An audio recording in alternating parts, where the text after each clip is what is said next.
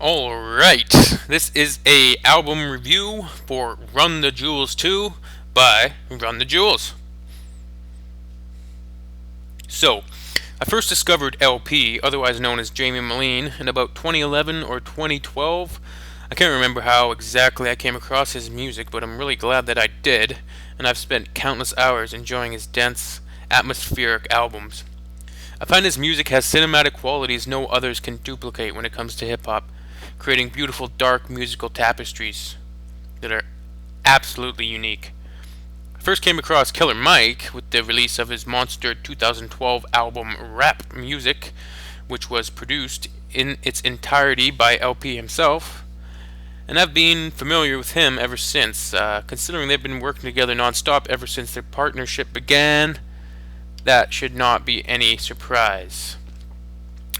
So a year after releasing their self-titled album Run the Jewels, the hard-hitting duo are back with Run the Jewels 2, an album that does the rare thing that movies, books, and music struggle so much with. It's actually better than its predecessor.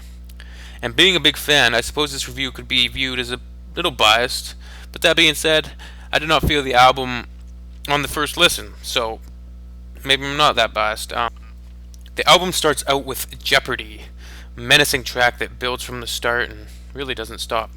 Killer Mike is a complete beast throughout the entire album, spitting ferocious bars over these well crafted tracks from LP. LP himself is just as memorable, however, just a different style, and it contrasts really nicely with Mike's powerful voice. LP raps on Jeopardy, Run the Jewels is the answer, your question is what's poppin', at the end of the song, and he's right because their popularity is reaching new heights, and it's really nice to see these two, especially getting this critical and commercial success at this point in their careers. Two 39-year-old MCs. Track 2, Oh My Darling Don't Cry.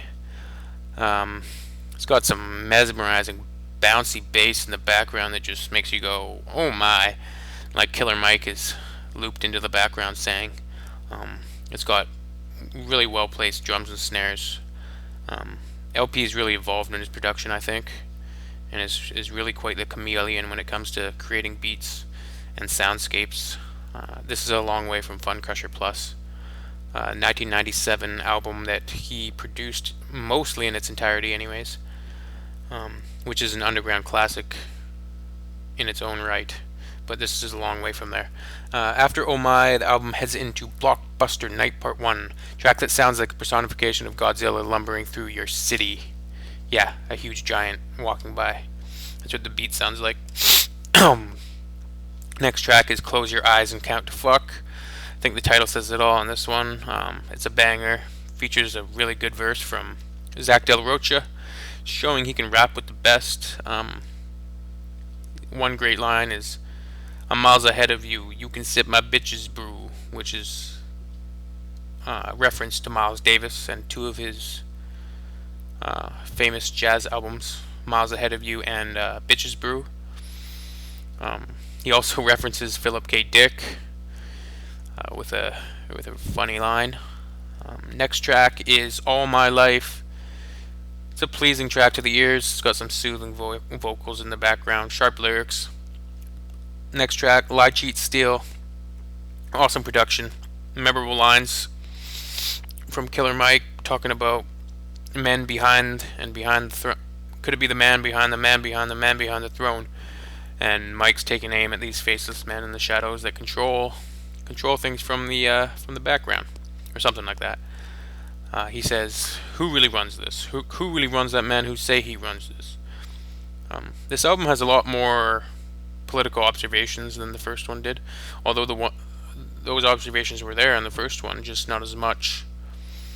Although they've both been making this political type of music for many years, it seems more poignant in these tumultuous times that we're facing, in terms of police brutality and encroaching surveillance and whatnot. Yeah. It's a thought-provoking album while still being tongue-in-cheek. I mean, Mike says at one point he's going to put a bullet in a cop and Rin Tin Tin. Ah ha ha, look what I did again. Which is a reference to the first album where he says There's a similar line where he says he's going to shoot a poodle. Um, yeah, so it's tongue in cheek. Killer Mike doesn't actually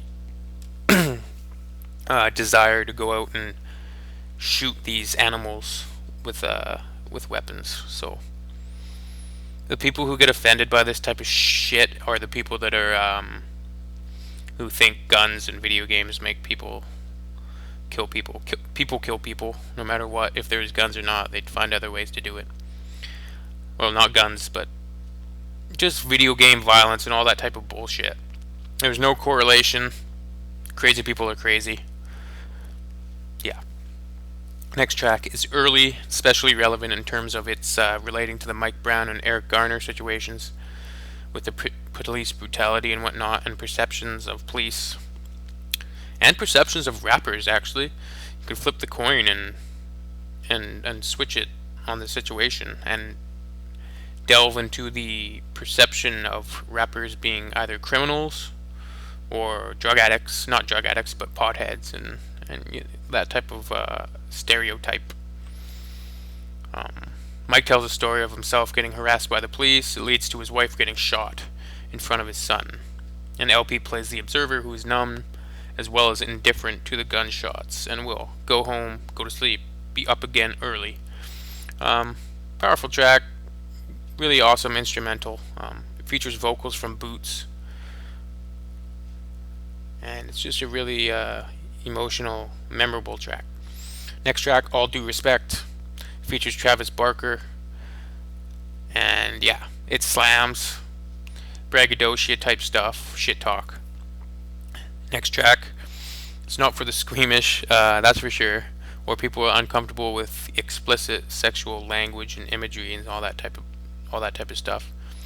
I think it made me blush actually, sitting in front of my buddy, and yeah, so no, but seriously, I disliked this song when I first heard it actually, but now I love it. Instrumental is just intoxicating, really unique beat. Verses are raunchy, but you can't help but smile if you're not too snobby. It's basically, yeah, it's about wild consensual sex with a lover. So yeah, that's what that track's about. The next two tracks serve as the ending to the album. With Crown, Mike tells a narrative about a crack dealer who receives redemption from someone he hurt badly in the past, while LP's verse deals with compliance, or more the innocence of young soldiers and how they are sent to do the bidding of old, fat, white men and forces they really don't understand. They're just complicit. Well, they're not complicit. They're sent. They're sent out to catch bullets, not get cash bonuses. LP's been tackling this subject since Fantastic Damage, his first solo album in 2002. What did he have? He had a track about Vietnam on that album. The Nang. It's called The Nang. Something The Nang. The bush in the front or something. And anyways, same thing. He has a line on that album. It says, "Catch bullets." No, I meant cash bonus. Yeah.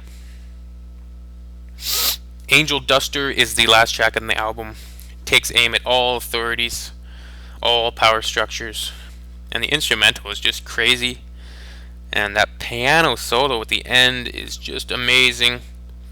I'm gonna have to find out who did that because it was terrific, and it really ends the album nicely.